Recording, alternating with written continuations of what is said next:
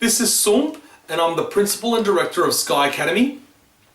And in this episode, what I want to do is slowly move towards a different number system, and that is to move away from rational numbers towards irrational numbers, right? Now, the most common type of irrational number would be your roots, your cube roots, etc. Okay, but I want to slowly introduce you to that concept by looking at powers and roots are through looking at squares and cubes. Okay, so let's have a look at what a power is. A power is when you multiply a number by itself a number of times. And the most common type of power is the squares, are your square powers, right? And the reason why I suppose they're called square numbers or squares is because to find the area of a square, you multiply the one side by itself. You multiply those two sides, the length of those two sides by itself twice, right? So a square which is 1 centimeter by 1 centimeter would be 1 times 1. So you multiply that number by itself twice. 1 times 1. So 1 times 1 will give you 1. So the square of 1 would be 1. Alright? The square of 2 would be 2 times 2, which is 4. The square of 3 would be 3 times 3, which would be 9. And the square of a would be a times a, which is just written as a squared. There's no other way to write it. It's a squared. Okay? Yeah. Cubes, on the other hand, are when you multiply. Well, let's think about a cube. What is a cube? A cube is basically like a box, and to find the volume of the cube, you multiply the length by the width by the height. So the length by the width by the height, right? And so you're multiplying the same number because the length, the breadth, and the height will all be the same number. You're multiplying those numbers 3 times. Okay?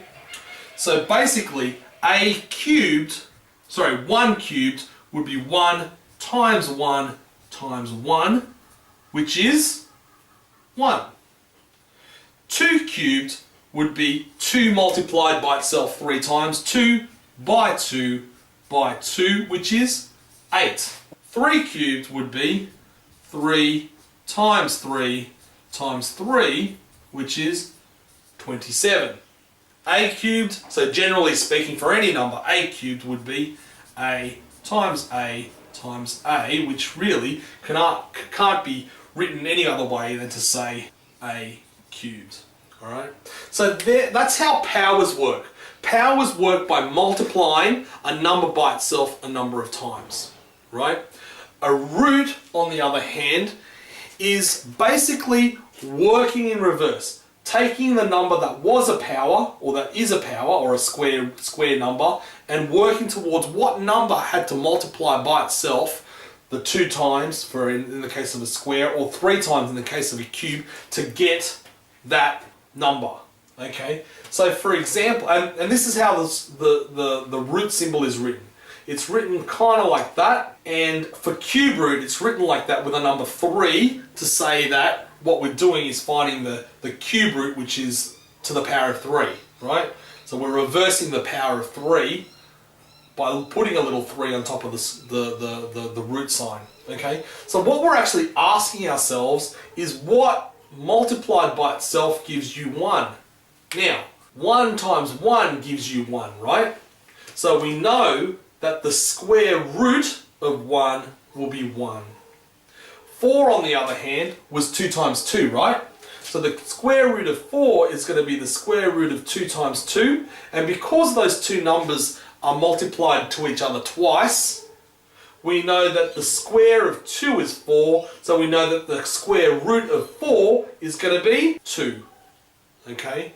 9, on the other hand, is 3 times 3. So if the square of 3 is 9, the square root of 9 will be 3. The square root of a squared will be a. The same thing will apply for cube roots. So for example, the cube root of 1, because 1 is equal to 1 times itself 3 times, the cube root of 1 will just be written as 1. the cube root of 8, well 8 can be written as 2 times 2 times 2. So the cube root of 8 will be 2. The cube root of 27, because 27 can be written as 3 times 3 times 3. Yep.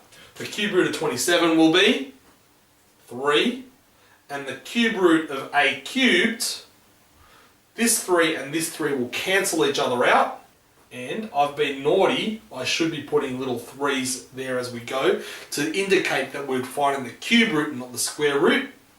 So the cube root of a cubed will be a cubed is a times a times 8. So the cube root of a cubed will be just a, right?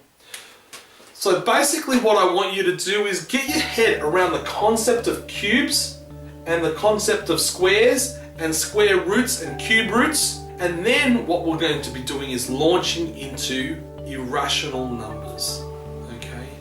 And I'm going to show you that the square root of 2 is irrational in the next episode. Anyway, thank you for watching, and I'll catch you on the next episode. Bye!